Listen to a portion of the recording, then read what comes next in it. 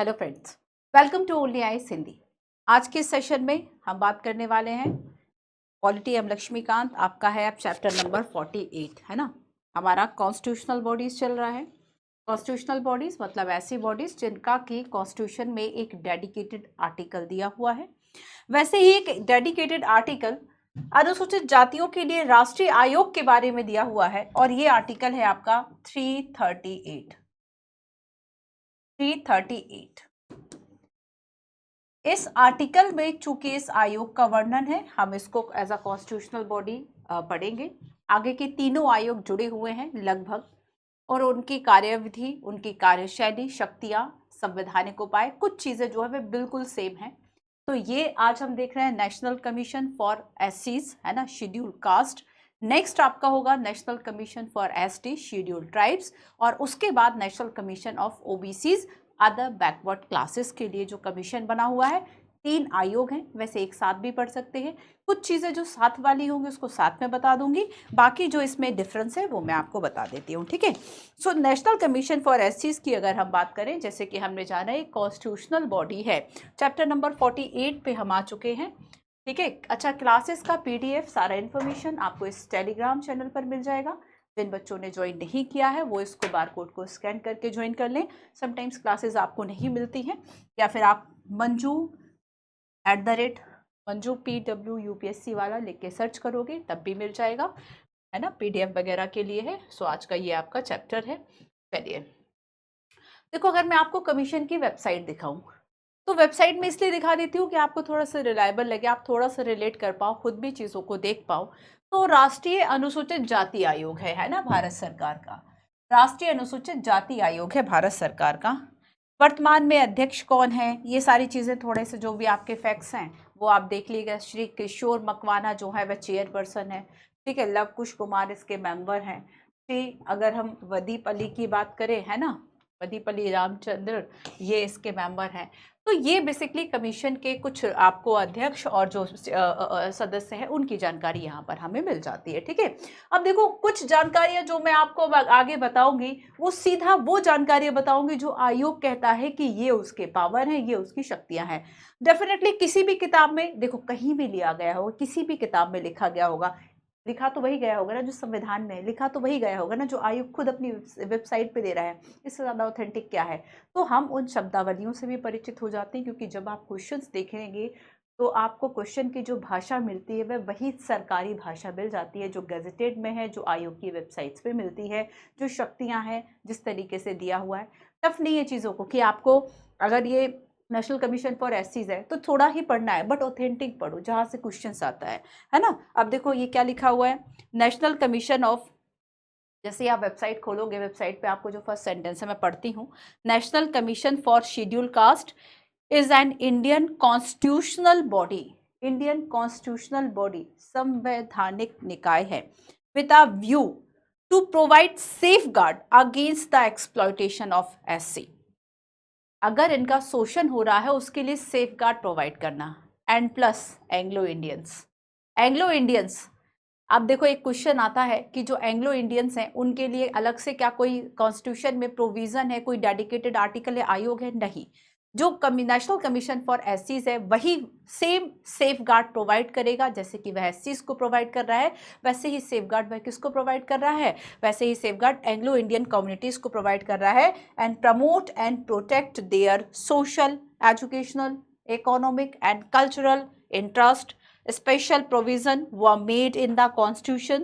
Article 338 of Indian Constitution deal with the National Commission for SC, ठीक है। तो article 338 क्या करता है, इन चीजों को डील करेगा। तो कॉन्स्टिट्यूशनल बॉडी है और ये सेफ गार्ड देगा, safe guard against the exploitation of ये, ठीक है। चलो अब देखो, ये चैप्टर आपको बताता है कि आखिर इसका उदय कैसे हुआ, शुरुआत कैसे होती है। उदय के साथ साथ ये बताएगा कि आखिर इसके जो कार्य है वह क्या है, प्रतिवेदन ये किसको सौंपते हैं, कब सौंपते हैं, है ना। हम इसकी बात करेंगे, सीधा संसद में देते हैं या राष्ट्रपति को देंगे, और इसकी जो शक्तियां हैं आखिर वह क्या है हम इसको समझेंगे, ठीक है। तो देखो, राष्ट्रीय अनुसूचित जाति आयोग खुद अपना इंट्रोडक्शन देते हुए कहता है कि ये भारतीय संवैधानिक निकाय है और इसकी स्थापना अनुसूचित जाति और एंग्लो इंडियन समुदाय, दोनों समुदायों की बात हो गई, इनको शोषण के खिलाफ और उनके सामाजिक, शैक्षणिक, आंतरिक और सांस्कृतिक जो उनके हित है उनको बढ़ावा देने के लिए किया गया है। और 338 जो है वह भारतीय संविधान का इससे संबंधित है। ये एक परिचय हो गया, ठीक है। अब देखो अगर हम यहाँ पर देखें कि कुछ एक्ट जो है बेसिकली वह देता है ये functions of various wing of एनसीएससीज, है ना। इसके क्या फंक्शंस हैं, तो यहाँ ये आयोग की वेबसाइट के पेजेस हैं। Atrocities and protection of civil right wing, ये विंग क्या करेगा, ये देखो जो भी अत्याचार हो रहे हैं उनके कारण क्या है उनको हटाने का प्रयास करना, उनसे निवारण का प्रयास करना। जो केसेस है related to protection of civil right act, bondage labour act, minimum wages act, तो ये सारे एक्ट क्या कर रहे हैं, मतलब इसके अंतर्गत भी कई इस तरह के विंग काम कर रहे हैं जो कि इससे रिलेटेड जो प्रोविजन होंगे, इससे रिलेटेड जो प्रॉब्लम्स होंगे उनको सॉर्ट करेंगे, ठीक है। सर्विस सेफगार्ड विंग ये क्या करेगा, deal with individual representation on service safeguard, ये क्या करेगा कि आके जो सर्विसेज है उसमें कितना सेफगार्ड है, कितना रिप्रेजेंटेशन है इस कम्युनिटी का नहीं है उसको देखेगा। Review and monitor the implementation of reservation policy, कि आपने कह दिया कि चलो सरकारी पदों में, शिक्षा में, रोजगार में आरक्षण तो मिलेगा, बट वो आरक्षण मिल रहा है नहीं मिल रहा है, उस चीज को मॉनिटर करने का काम जो है वह किसका होगा, सर्विस सेफगार्ड विंग जो SSW है इसका काम होगा। और ये किसके अंतर्गत काम कर रहा है, नेशनल कमीशन ऑफ एससीज के अंतर्गत ये विंग है। तीसरा विंग है economic and social development wing और development of SC, particularly implementation, monitoring and plan scheme of the central state government.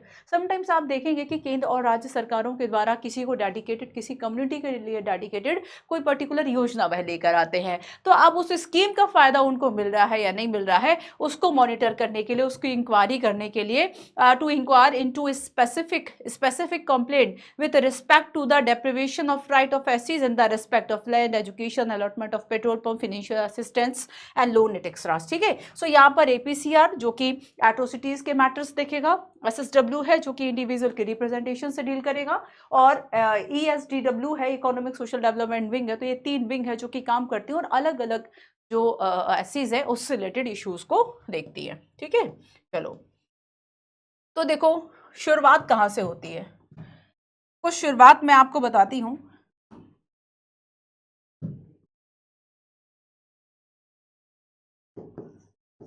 National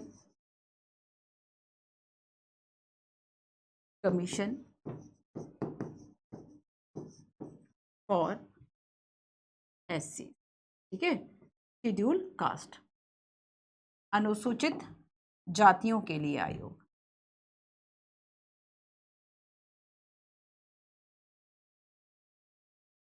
अनुसूचित जातियों के लिए आयोग। तो ये बात तो अब तक हम जान चुके हैं, मुझे नहीं लगता किसी को भी इस बात में कंफ्यूजन होगा कि क्या ये कॉन्स्टिट्यूशनल बॉडी है, नॉन कॉन्स्टिट्यूशनल बॉडी है ना। 2-3 प्रावधान मैं आपको इसके बताती हूँ कि अगर हम इसकी शुरुआत की बात करें कहाँ से होती है और क्यों होती है। सो फर्स्टली हम देखेंगे कि बेसिकली ये जो आयोग है ना, ये कैसा एक कॉन्स्टिट्यूशनल बॉडी है जिसकी की बात आर्टिकल 338 में की गई है। आर्टिकल 338 में अगर बात की गई है दैट मीन्स ये जो निकाय है, ये कौन सा निकाय है, ये आपका संवैधानिक निकाय है। संविधान में चूंकि डेडिकेटेड आर्टिकल है तो ये जो निकाय है वह संवैधानिक निकाय फर्स्ट, ठीक है। सेकंड हम देखेंगे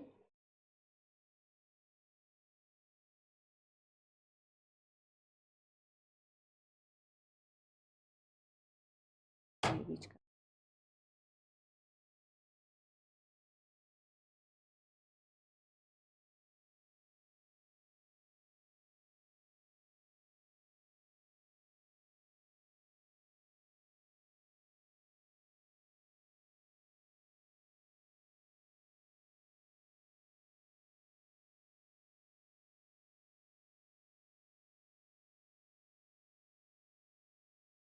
तो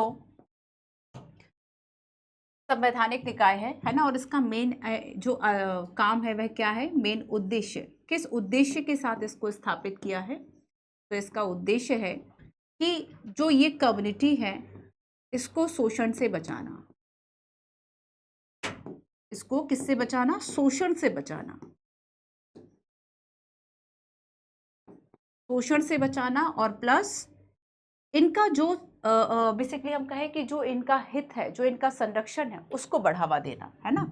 तो इनका एक तरह से जो संवैधानिक हित है या जो संवैधानिक उपबंध है, जैसे कि अब आर्टिकल 17 है, आर्टिकल 17 अस्पृश्यता से उन्मूलन की बात करता है। अगर इस तरह का कोई काम होता है, इस तरह की कोई गतिविधि होती है, तो उसको कौन देखेगा, उसकी शिकायत कहाँ होगी। भले उसके लिए अलग से एक्ट है, सारी चीजें हैं, बट आयोग भी बेसिकली जो है वह उसको देख रहा है। ठीक है, मैं आपको एक एग्जाम्पल बताती हूँ। जोमेटो है, आपने देखा होगा, जिससे आप फूड ऑर्डर करते हैं, है ना। तो जोमेटो के द्वारा एक ऐसा एड बनाया गया था, और उस एड को प्रतिबंधित कर दिया था नेशनल कमीशन फॉर एसीज के द्वारा, क्योंकि उसमें ये मतलब उसमें एक ये दिखाई दे रहा था, ये समझ आ रहा था कि ये जो विज्ञापन बना है वह एसीज को नीचा दिखाने का काम कर रहा है या जाति प्रथा को बढ़ावा दे रहा है। तो ये सारे काम रोकने के लिए इनको कौन देखेगा, तो इसके लिए डेडिकेट आयोग है। तो बेसिकली संवैधानिक उपबंध को लागू करेगा, है ना, उनके सामाजिक आर्थिक सांस्कृतिक हित को बढ़ावा देगा, सामाजिक आर्थिक, सामाजिक आर्थिक और सांस्कृतिक, सामाजिक आर्थिक और जो सांस्कृतिक हित है, इसको बढ़ावा देने का जो काम है वह ये आयोग कर रहा है। ठीक है, सो अब देखो इसकी अगर मैं शुरुआत की बात करूं कि स्टार्टिंग जो है वह इसकी कहां से होती है, तो आर्टिकल 338 इसकी स्थापना करता है। लेकिन अगर हम मूल संविधान की बात करें, मूलतः इसके लिए पहले आयोग नहीं था, पहले एक अधिकारी बस हुआ करता था, एक आयुक्त या एक कमिश्नर नियुक्त कर दिया जाता था जो इस तरह के मामले देखता था, और वो केवल एससी नहीं बल्कि एसटीज के लिए भी मामले देखता था। तो शुरुआत में एक ही आयोग हुआ करता था, बाद में जो आयोग है वह बाद में अलग हुए, संविधान संशोधन, और वो वर्ष जो है मैं आपको बताऊंगी। तो अगर हम मूलतः देखेंगे तो मूलतः जो 338 आर्टिकल है, मूलतः 338 में एससीज प्लस एसटीज, ठीक है, दोनों के लिए, दोनों हेतु एक आयुक्त होता था, एक आयुक्त या एक अधिकारी होता था। ठीक है, एक आयुक्त की जो व्यवस्था है, जो प्रावधान है, वह शुरू में किया गया था। यहाँ पे कोई आयुक्त जैसी व्यवस्था जो है वह नहीं की गई थी, और यही क्या करता था कि संवैधानिक संरक्षण से संबंधित मामलों का निरीक्षण करना, प्रतिवेदन देने का काम करता था। तो इसका काम क्या था कि जो भी एससीज प्लस एसटीज से रिलेटेड जो भी मामले हैं, है ना, तो इन मामलों की जांच करना, मामलों की जांच करना, और ये जो प्रतिवेदन, जो सिफारिशें, जो रिपोर्ट है ना, ये रिपोर्ट देना, बेसिकली ये क्या था, इसका मेन कार्य होता था। ठीक है, तो अब तक तो देखो ये हम देख रहे हैं कि एक ही सदस्य, एक ही तो सदस्य है ना, क्योंकि एक आयुक्त होता था ना। तो बेसिकली शुरुआत में आयोग नहीं था, शुरुआत में एक आयुक्त, एक कमिश्नर अधिकारी हुआ करता था। फिर देखो बाद में क्या था कि 1978 की जब हम बात करेंगे, 1978 की, तो 1978 में बेसिकली क्या होता है कि एक बहुसदस्यीय आयोग की कल्पना की जाती है, स्थापना का प्रावधान किया जाता है। बहुसदस्यीय आयोग, मल्टी मेंबर बॉडी, बहुसदस्यीय आयोग, है ना। और यहां पर 1987 में सरकार ने क्या किया, 1987, एक तो 78 है, दूसरा 87 है, 1987 में आयुक्त के कार्यों में संशोधन कर दिया, और इसमें 1987 में आयुक्त तो देखो रहा है ना अध्यक्ष के रूप में, तो आयुक्त के कार्यों को संशोधित करा, आयुक्त के कार्यों को संशोधित किया, और इसी के साथ में राष्ट्र, इसका जो नाम है राष्ट्रीय, देखो शुरू में नाम क्या था, इसको ध्यान से देखना, राष्ट्रीय, चलो दूसरे कलर से लिख देती हूं, है ना, इसका शुरू में नाम क्या था, राष्ट्रीय अनुसूचित जाति व जनजाति आयोग। देखो पहले से एक साथ ही था, national commission for schedule caste schedule tribe, है ना। तो नेशनल, ये क्या हो गया, राष्ट्रीय अनुसूचित जाति व जनजाति आयोग, ये पूरा नाम था। अब ये आयोग अलग कब हुआ और अलग से इसकी स्थापना कब होती है, हम उस पे आते हैं। इतना क्लियर हो गया। हमने शुरुआत हमने देख ली कि मूलतः जो है वह 338 में केवल एक अधिकारी की बात की गई थी। बाद में 87 और 78 की जो बात है, यहाँ से बहुसदस्यीय आयोग और राष्ट्रीय अनुसूचित जाति और जनजाति आयोग जो है वह 87 तक अस्तित्व में आया। ठीक है, क्लियर है। अब देखो, अब यहां पर हम देखेंगे कि 1990 में, है ना, 1990 में, थोड़ा सा आगे चले, इसके ही आगे चलो इसी की कॉपी करते हैं। ठीक है, अब इसमें आगे की जो चीजें हैं वह बता देती हूँ।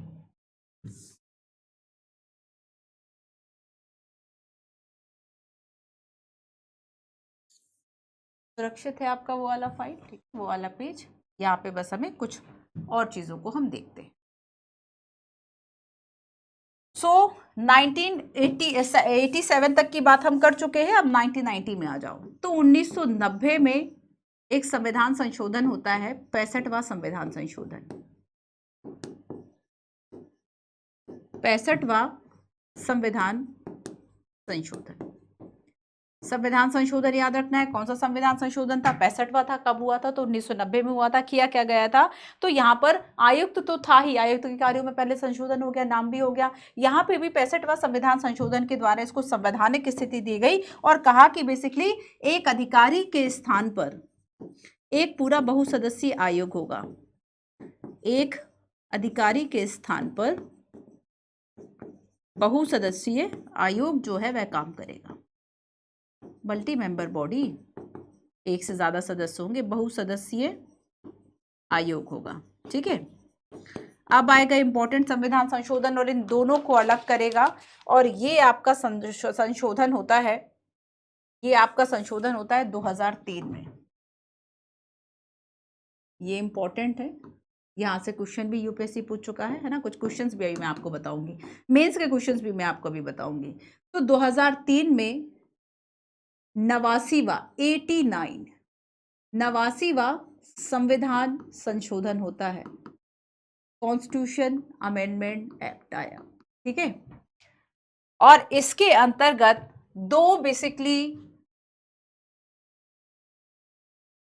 कुछ प्रोविजन किए गए और जो आर्टिकल 338 था उसमें एक क्लॉज और जोड़ा, आर्टिकल 338 और दूसरा है आर्टिकल 338A या 1, है ना। तो 338 में जो प्रावधान किया गया वह किया गया नेशनल कमीशन फॉर एससीज, और 338A में किया गया नेशनल कमीशन फॉर एसटीज। आ गया? एससीज और एसटी समझ में आ रहा है? ठीक है। सो 2003 में ये व्यवस्था की गई, लेकिन 2004 में फाइनली हम देखेंगे कि 2004 में ये जो है वह अस्तित्व में आता है। जो एनसी-एसटीज है ये 2004 में एक पृथक आयोग के रूप में अस्तित्व में आया, पृथक आयोग के रूप में अस्तित्व में आया। ठीक है, अब इसकी संरचना देखेंगे, पर उसके पहले एक क्वेश्चन देखो जरा। अनुसूचित जातियों के लिए राष्ट्रीय आयोग के संबंध में निम्न पर विचार करते हुए आपको असत्य बताना है, इनकरेक्ट स्टेटमेंट आपको बताना है। फर्स्ट स्टेटमेंट कहता है कि यह आयोग आंग्ल भारतीय समुदाय के संबंध में भी उसी प्रकार कार्य करेगा जैसे कि अनुसूचित जातियों के लिए करता है। यह संविधान संरक्षण अन्य विधिक संरक्षणों के संबंध में भी जांच करेगा। आपको बताना है कौन सा स्टेटमेंट जो है वह इसमें असत्य है। तो चूंकि हम ये कह दें कि दोनों ही स्टेटमेंट जो है वह सही है, क्योंकि ये जैसी व्यवस्था ऐसी इसके लिए करता है वही उपबंध वही चीजें आंग्ल भारतीयों के लिए भी लागू करता है। ठीक है, तो यहाँ पर ये दोनों चूंकि सही असत्य पूछा है तो क्या होगा, इनमें से कोई नहीं। यही तो आंसर होगा, इनमें से कोई नहीं। ठीक है, चलो आप थोड़ी सी संरचना और ये सारी चीजें भी हम देख लें कि आखिर इसकी संरचना जो है वह क्या होगी। उसके पहले जरा इस क्वेश्चन को देखो, क्या राष्ट्रीय अनुसूचित जाति आयोग एनसीएससी धार्मिक अल्पसंख्यक संस्थानों में अनुसूचित जातियों के लिए संवैधानिक आरक्षण के क्रियान्वयन का प्रवर्तन करा सकता है? संवैधानिक आरक्षण के अनुसूचित जातियों के लिए संवैधानिक आयोग क्रियान्वयन के लिए प्रवर्तन करा सकता है? परीक्षण कीजिए, मुख्य परीक्षा 2018 में आया। तो पहले तो आप इसमें बताएं कि आखिर राष्ट्रीय अनुसूचित जाति आयोग जो है संवैधानिक निकाय है जो कि इसके लिए जो है वह काम करता है, उनके बेटरमेंट के लिए, उनके सोशल इकोनॉमिक वेलफेयर के लिए काम कर रहा है, उस पर्टिकुलर कम्युनिटी के लिए। और इसका पूरा एक डेडिकेटेड विंग है, इसका पूरा एक इसके लिए डेडिकेटेड विंग है। यही तो हमने देखा ना कि अगर देखो हम गवर्नमेंट की वेबसाइट से डायरेक्ट पढ़ते हैं, आपको 3 विंग के बारे में जानकारी जो कि किताब में नहीं मिलती, तो थोड़ा सा तो यूपीएससी के लिए हाथ पैर मारने होंगे ना। यूपीएससी ऐसे नहीं है कि मतलब आपके सामने चीजें हैं, आपने बस पढ़ लिया काम हो गया। जब तक खुद अवेयर नहीं होगे, आप खुद सोचो कि आप जब आप सिलेक्ट हो गए है ना, फॉर एग्जाम्पल एक मिनट के लिए सोच लो है ना, थाली पुलाव सही, आप सिलेक्ट हो गए। सिलेक्ट होने के बाद आपको हर रोज नए चैलेंजेस से गुजरना पड़ रहा है, हर रोज नई समस्या है। कभी बाढ़ आ जाती है तो कभी सूखा पड़ जा रहा है, कभी भुखमरी की बात आ रही है तो कभी अपराध ज्यादा बढ़ गया है, कभी शिक्षा की बात आ रही है, सरकार ने कहा है कि नई योजनाएं आएंगी और वहां पे लड़कियों के लिए, बालिकाओं के लिए शिक्षा के लिए योजनाएं आ रही है, लेकिन समाज तो रूढ़िवादी है, वह पढ़ाना नहीं चाहती। क्या करोगे, क्या करोगे आप ऐसे में? तो आप जब तक थोड़ा अवेयर इनोवेटिव नहीं होंगे, खुद से डिसीजन लेना नहीं सीखोगे, थोड़ा चारों तरफ के माहौल को नहीं समझोगे, कैसे काम चलेगा? तो आपकी अवेयरनेस बहुत बड़ी ताकत है। और अगर अवेयर नहीं, ऐसे ही बेवकूफ टाइप के लोगों को यूपीएससी ने ले लिया, फिर वह क्या करेगा? इसलिए आयोग कहता है कि ये परीक्षा यूपीएससी एस्पिरेंट के लिए, ये परीक्षा नॉर्मल कैंडिडेट्स वगैरह के लिए नहीं, ये देश के लिए सिविल सर्विस परीक्षा, इसलिए ये एग्जाम टफ ही होगा। अब उस टफ में भी तो बच्चा सेलेक्ट ही हो रहा है, भले 50% कट ऑफ गई हो, लेकिन उस कट या फिर 50% से भी कम गई हो, 45% कट ऑफ गई हो, प्रीलिम्स की हो या फिर ऑल ओवर हम बात करें रिजल्ट की, लेकिन फिर भी कोई बच्चा तो है ना जो सेलेक्ट हुआ है, उसमें सिलेक्टेड कैंडिडेट तो है ही ना। अगर 1100 पोस्ट निकली थी तो 1100 लोग मिल तो गए। तो यहाँ पर बेसिकली आप देखो कि इतने फिल्टर यूपीएससी ने लगा रखे हैं कि अगर मान लो कि आपकी रूढ़िवादी सोच है तो वह इंटरव्यू में छलक जाएगा कि भाई ये तो जो है वह बड़े रिजिड माइंडसेट के साथ बैठा है, बड़ा ही स्टीरियोटाइपिंग पर्सन है, और इससे तो योजनाएं कुछ ना लागू होंगी, क्योंकि ये उस मेंटालिटी से बैठा है कि हम इस वर्ग को करने ही नहीं देंगे ये काम। तो यहाँ पर क्या है कि आपको थोड़ा सा अवेयरनेस की जो बात है वह करनी होगी। एक ऑफलाइन सेशन हो रहा था तो एक स्टूडेंट से सुमित सर ने पूछा कि अगर आपको प्रधानमंत्री एक दिन का बना दिया जाए तो वो आप क्या करोगे? तो उसके द्वारा ये कहा गया, चूंकि सब स्टूडेंट, खैर गलती नहीं है, आपकी सोच उतनी विकसित नहीं हुई है ना, पहले मैं क्लियर कर दूं, क्योंकि अभी जस्ट आप 12th पास आउट हुए और कुछ बच्चे तो शुरुआत से तैयारी करने लगे, अभी केवल उन्होंने स्कूल देखा है, ना उन्होंने समाज देखा है, ना उन्होंने सोसाइटी देखी, उन्होंने कुछ नहीं देखा। हो सकता है आप में से भी कई बच्चे ऐसे होते तो उसने तुरंत आके कहा कि मैं आरक्षण को खत्म कर दूंगा। आरक्षण को खत्म, जब संविधान संविधान में ये व्यवस्था की गई है, अगर संविधान में ये व्यवस्था की गई है कि हम एक वर्ग को आरक्षण देंगे, और ऐसा आप देखेंगे कि ये आरक्षण एससी के लिए है, एसटीज के लिए, ओबीसी के लिए, कई आधारों पर आरक्षण है। स्थानीय आरक्षण, स्थानीय रूप से आप देखेंगे तो वहां पे महिलाओं के लिए आरक्षण एक तिहाई बात की गई।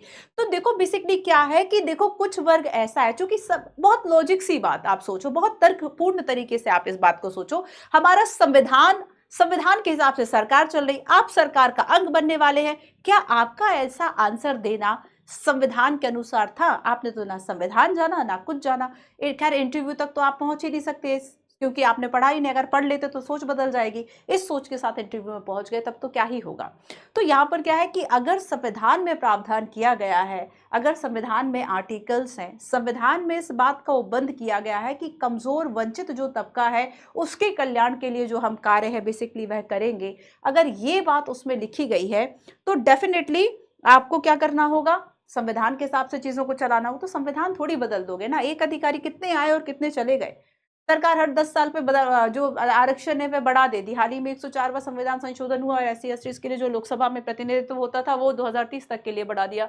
तो ये सारी चीजें क्यों व्यवस्था की गई? क्योंकि एक वर्ग ऐसा है जो कि कमजोर है, अगर सेम लेवल पर आकर उनको लड़ाया गया तो कमजोर तबका कभी नहीं जीत पाएगा, ना धन है, ना बाहुबल है, ना उसके पास बाकी चीजें हैं। तो यहाँ पर क्या किया गया कि सभी का प्रतिनिधित्व हो, सभी का। अब महिलाओं को लंबे समय से पीछे रखा गया, कहीं आगे नहीं आने देते, तब ऐसे में क्या करेंगे बताओ? तो सरकार ने क्या किया कि प्रतिनिधित्व बराबर हो, कुछ जगह पे आरक्षण। आप तो 106वां संविधान संशोधन देख लो। तो आप अगर सरकार, अभी की सरकार अगर आप देख रहे हो कि भाई अब तो मॉडर्न कॉन्स्टिट्यूशन हो गया, सारी चीजों को हमने मॉडर्नाइजेशन के तरीके से अपना लिया, तो लिव इन जैसे कॉन्सेप्ट को हमने आर्टिकल 21 में कुछ कुछ जगह दे दी, तो यहाँ पर इस तरह के कॉन्सेप्ट बता रहे हैं और आप कह रहे हो कि एक वर्ग जो है हम उसको पीछे छोड़ देते हैं। सबको साथ में लेके चलना होगा। साथ में लेके कैसे चलोगे? कोई गरीब है या फिर कोई ऐसा तबका है, आपको उसको सहायता करनी ही होगी, है ना।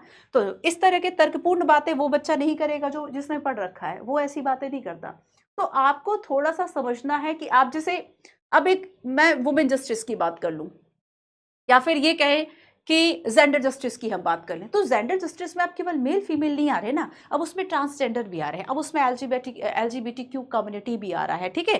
तो यहाँ पर क्या है कि अब अगर आप जेंडर का मतलब मेल और फीमेल का बराबर होना, तो आखिर एग्जामिनेशन फॉर्म में भी अब एक अदर का ऑप्शन क्यों आ गया? अब कई जगह पे अदर का ऑप्शन भी क्यों आ गया?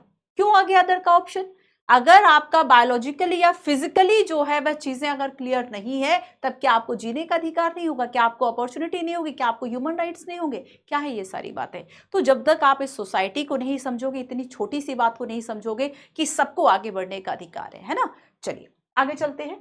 तो इसके लिए पूरा डेडिकेट एक विंग ही है ना, जो कि क्या करेगा, देखो जैसे कि इसके अंतर्गत सर्विस सेफगार्ड विंग है, जो कि डील करेगा इंडिविजुअल रिप्रेजेंटेशन और सर्विस सेफगार्ड के लिए, to review and monitor implementation of service policy. अगर हम इस बात को नहीं पढ़ते, अगर हम इस विंग को नहीं पढ़ते, है ना, अगर हम वेबसाइट को नहीं पढ़ते, तो किताब में तो ये दिया ही नहीं है, फिर हम सोचते रह जाते हैं क्या क्या क्या कैसे आंसर लिखे। तो मेंस के लिए फ्रेंड्स आपको बहुत ज़रूरी है कि आप ऑथेंटिक जगह से पढ़ें, आप ऑथेंटिक वेबसाइट से पढ़ें, एटलीस्ट खोलो तो एक बार निर्वाचन आयोग की वेबसाइट अगर पढ़ना है तो। इसलिए मैं आपको वेबसाइट्स बता देती हूँ, ठीक है। चलो, तो बस यही प्रावधान आपको बताने। ये क्वेश्चन और देखो, असत्य को आपको चुनना है।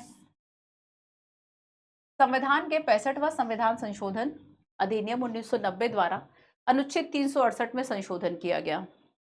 65वां संशोधन 1990 द्वारा एक सदस्यीय प्रणाली को बहुसदस्यीय राष्ट्रीय अनुसूचित जाति और जनजाति आयोग के रूप में परिवर्तित कर दिया। 65वां 89वां संविधान अधिनियम 2003 में 338 में संशोधन किया। अनुसूचित जाति जनजाति हेतु गठित पूर्ववर्ती जो राष्ट्रीय आयोग है 2004 में दो अलग अलग आयोग में बदल दिया। तो असत्य बताना है या फिर सभी सत्य? आंसर इसका ऑप्शन नंबर डी है। ये तीनों ही जो है वह इसमें करेक्ट स्टेटमेंट है, ठीक है। चलिए, तो अब हमने ये बात कर ली, यहाँ तक हम आ गए कि अलग अलग पृथक आयोग की बात हो गई, विंग की बात हो गई, है ना, ये प्रॉपर एक आयोग बना हुआ है। हम कुछ इसके कार्यों की बात कर लें, ठीक है, कि आखिर इसके जो कार्य हैं वह क्या हैं। तो बेसिकली ये क्या करेगा, तो इसका कार्य वही तो है कि सबसे पहले क्या है कि इसको एक्सप्लॉयटेशन से बचाना, है ना, शोषण से बचाना। जब नेक्स्ट बात हम एसटीज की करेंगे तो ये भी पूछ लिया यूपीएससी के द्वारा कि विगत अगर हम देखें तो जब हमारा संविधान लागू हुआ उसके बाद से हमने क्या किया, हमने कौन से ऐसे कानून बनाए जो कि एसटीज को बचा रहे हैं। एसटीज नहीं, एसटीज की बात कर रही हूँ, ठीक है। तो वहां से सीधा यूपीएससी ने क्वेश्चन पूछ लिया। तो ये क्या है, संवैधानिक निकाय है, शोषण के खिलाफ जो एसटीज है उसको सुरक्षा देना, सामाजिक शैक्षणिक, बस ये तो रट ही लो भाई कि इसका मेन काम जो है वह ये है। तो शुरुआत में एक विशेष अधिकारी हुआ करता था, ठीक है। अब देखो यहाँ पर वही है कि जैसे कि हाल ही में हम देखेंगे तो यहाँ पे जोमेटो कंपनी का एक विज्ञापन को अमानवीय और जातिवादी बताते हुए एक नोटिस है वह जारी किया। तो इसको आखिर अधिकार जो है वह क्या क्या है, ठीक है, अधिकार जो है वह इसके क्या क्या है, हम उसको भी समझ लेते हैं। हम थोड़ी सी संरचना की भी बात कर लेते हैं। तो सबसे पहले तो देखो हम इसकी संरचना की बात करेंगे कि आखिर इसका जो स्ट्रक्चर है वह क्या है।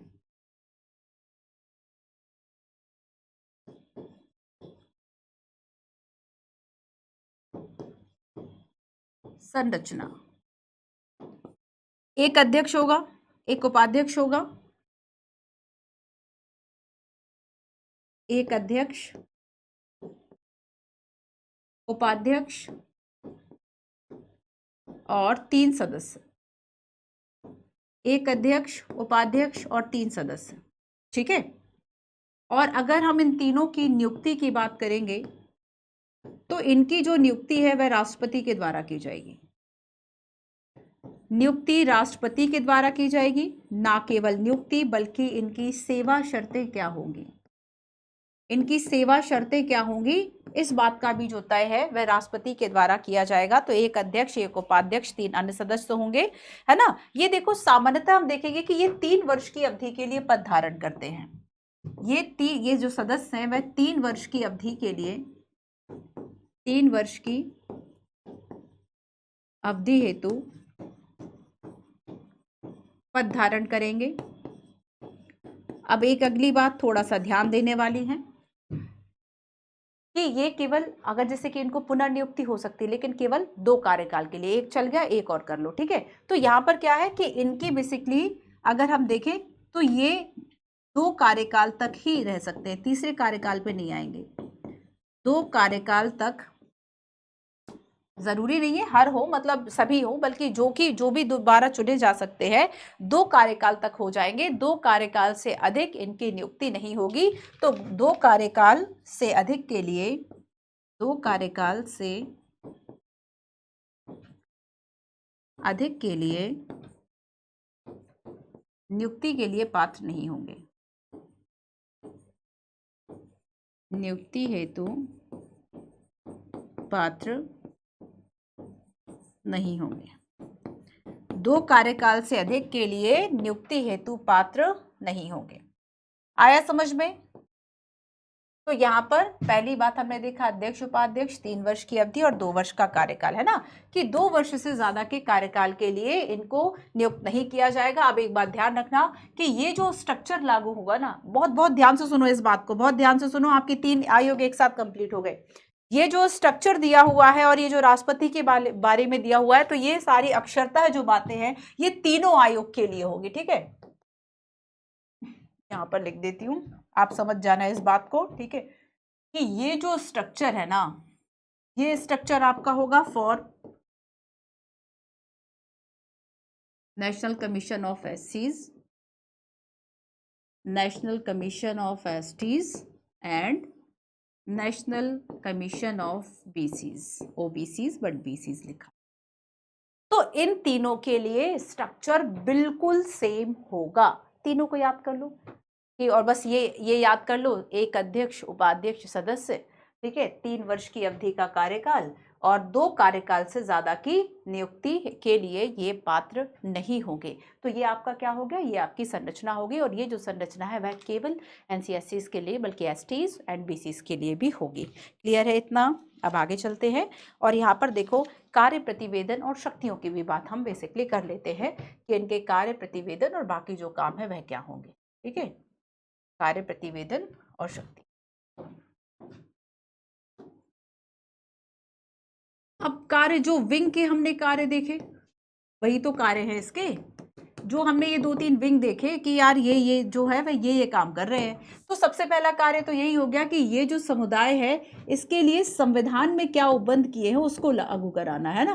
तो जो संवैधानिक सेफगार्ड है ना, संवैधानिक जो रक्षोपाय हैं, रक्षा के उपाय हैं, को लागू कराना, संवैधानिक रक्षोपाय को लागू करना।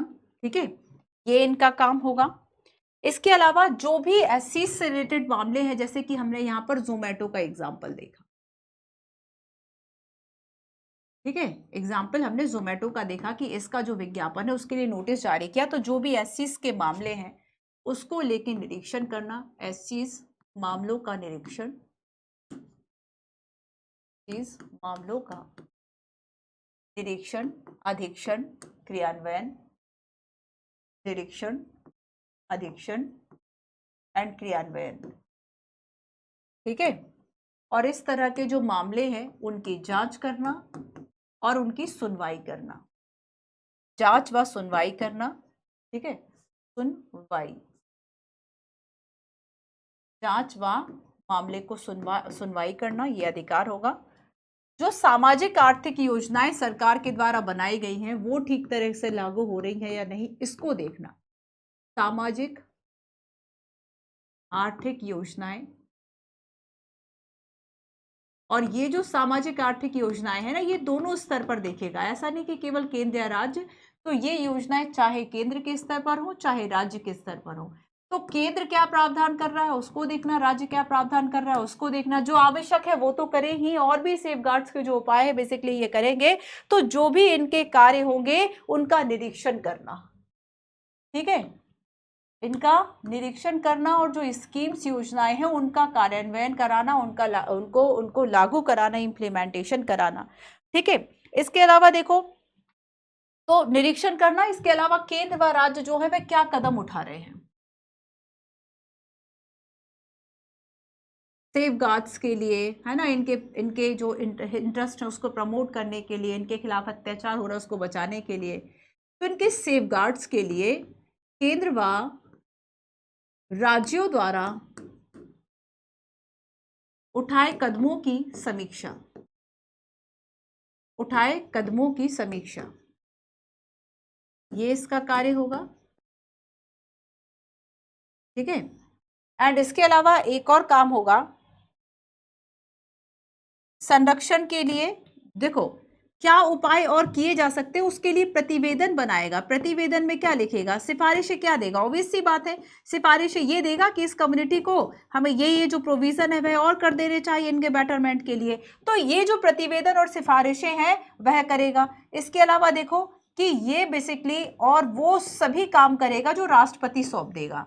तो राष्ट्रपति द्वारा सौंपे गए कार्य, राष्ट्रपति द्वारा सौंपे गए कार्य, ये सारे कार्य करने का दायित्व इसका होगा। ठीक है, अब देखो हम यहाँ पे प्रतिवेदन की भी बात कर लेंगे कि बेसिकली ये अपना प्रतिवेदन किसको सौंपेगा। एनसीएससी की बात करेंगे, ये अपना प्रतिवेदन किसको सौंपेगा। तो पहली बात तो ये देख लो कि बेसिकली ये जो अपनी रिपोर्ट बनाएगा, ये कब बनाएगा, रिपोर्ट या प्रतिवेदन, रिपोर्ट या प्रतिवेदन, है ना। 3 एरोज इसमें ध्यान रखना है। पहली बात है कि जो आपका एनसीएससीज है ये रिपोर्ट बनाएगा वर्ष में, प्रतिवर्ष, है ना, या आवश्यकता अनुसार, जब राष्ट्रपति ऐसा मांगे तो प्रतिवर्ष में, या जब राष्ट्रपति आदेश दे या आदेश द्वारा, है ना, तब इस तरह से ये जो रिपोर्ट है वह किसको सौंप रहे हैं, राष्ट्रपति को सौंप रहे हैं, राष्ट्रपति को सौंपेंगे। और राष्ट्रपति क्या करेंगे, राष्ट्रपति इसे पार्लियामेंट में रखवाएंगे। राष्ट्रपति पार्लियामेंट, संसद के समक्ष रखवाएंगे, संसद के समक्ष रखेंगे, संसद के समक्ष रखेंगे। ठीक है, क्लियर है। अब एक बात और देखो कि मान लीजिए ऐसी कोई रिपोर्ट जो है वह स्टेट के संदर्भ में है, अगर कोई रिपोर्ट जो है वह स्टेट के संदर्भ में है तब ऐसे में क्या होगा, संबंधित राज्यों के संदर्भ में अगर कोई रिपोर्ट है कि मान लीजिए कोई राज्य ऐसा है, तब क्या करेगा, तो राज्यों के संदर्भ में ये जो रिपोर्ट है ना वो राज्यपाल को सौंपेगा। किसको सौंपेगा, राज्यपाल को। और राज्यपाल यहां पे क्या कर रहे हैं, जो भी स्टेट लेजिस्लेशन है,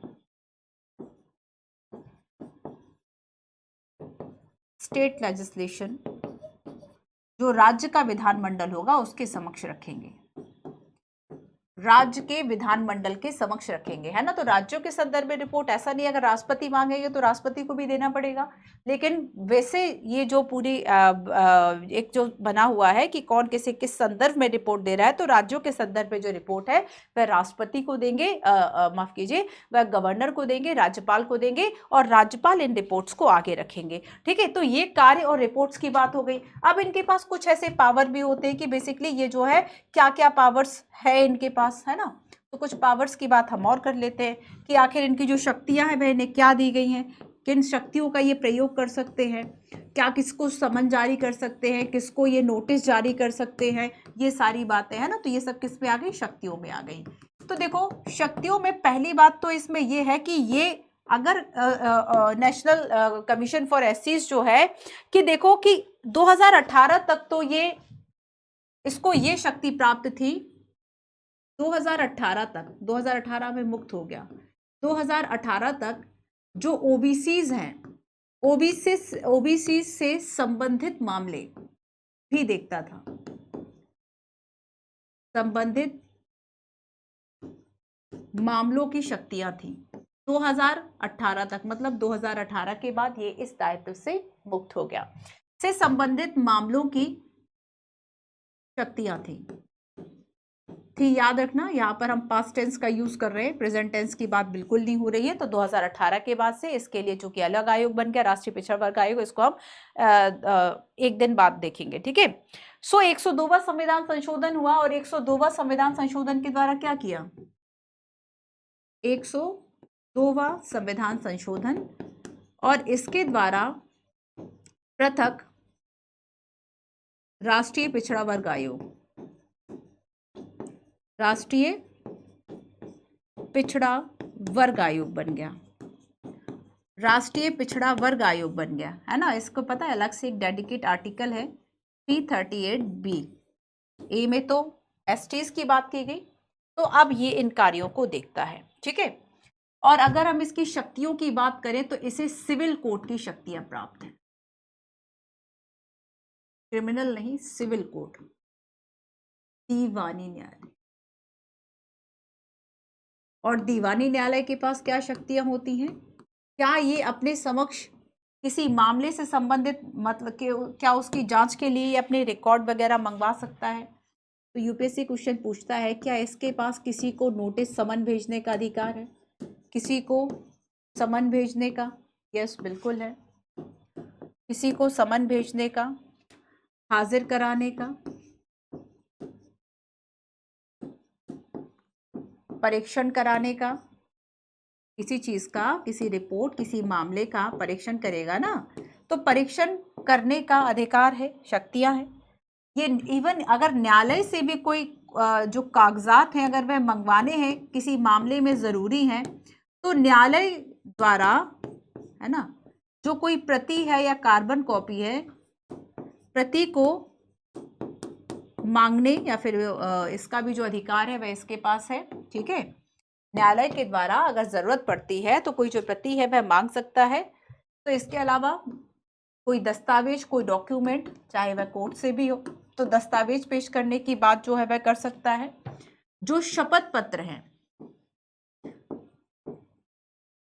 शपथ पत्र, इनकी जांच कर सकता है ना।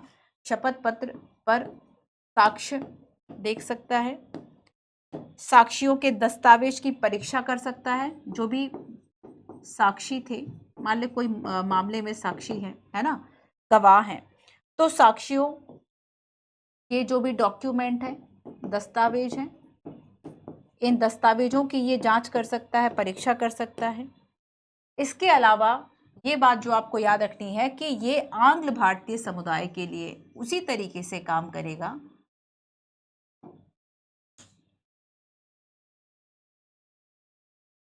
एंग्लो इंडियंस, आंग्ल भारतीय समुदाय के लिए, आंग्ल भारतीय समुदाय हेतु, आंग्ल भारतीय समुदाय हेतु कार्य करेगा। ठीक वैसे ही कार्य, ठीक वही कार्य जो कि एससीज के लिए कर रहा है। इसके अलावा इसको और क्या कार्य और शक्तियां होंगी? तो राष्ट्रपति द्वारा सौंपी गई शक्तियां व कार्य, राष्ट्रपति द्वारा